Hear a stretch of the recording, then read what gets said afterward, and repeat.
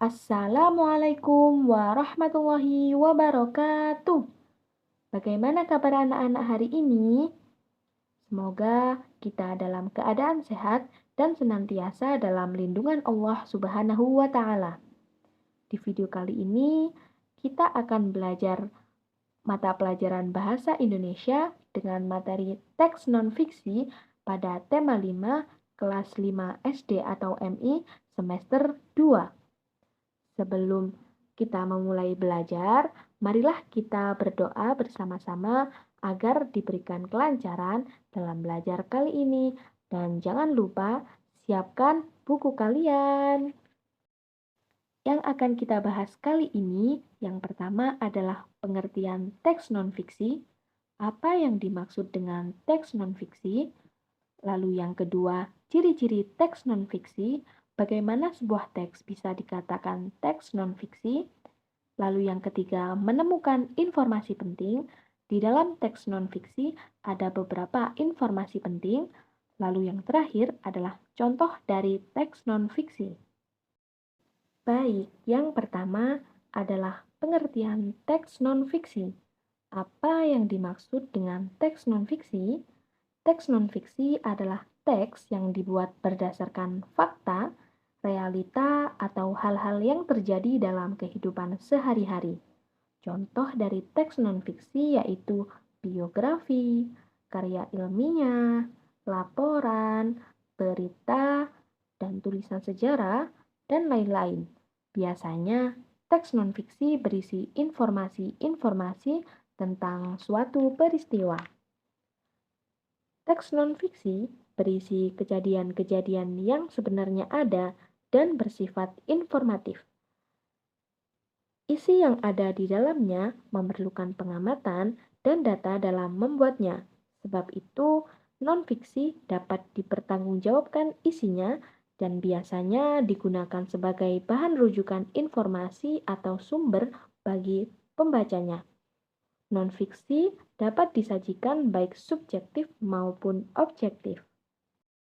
Pembahasan yang selanjutnya adalah ciri-ciri dari teks non-fiksi. Yang pertama, teks non-fiksi ditulis dalam bahasa baku atau bahasa resmi, bahasa formal.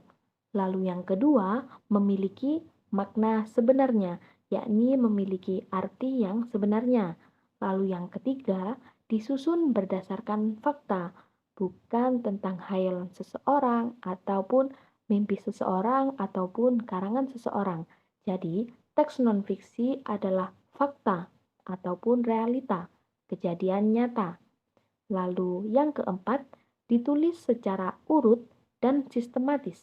Dan yang terakhir, merupakan temuan baru atau penyempurna dari temuan yang lama.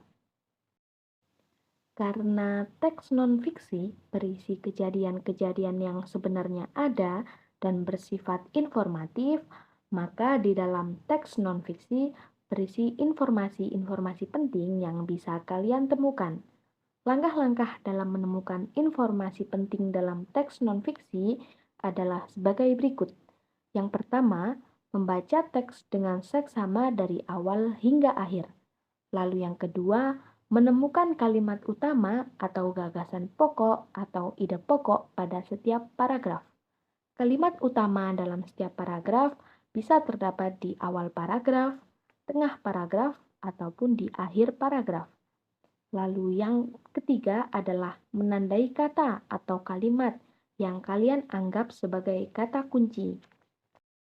Nah, berikut adalah contoh dari teks non-fiksi dan ayo temukan informasi penting dalam teks tersebut. Ayo kita baca teks tersebut.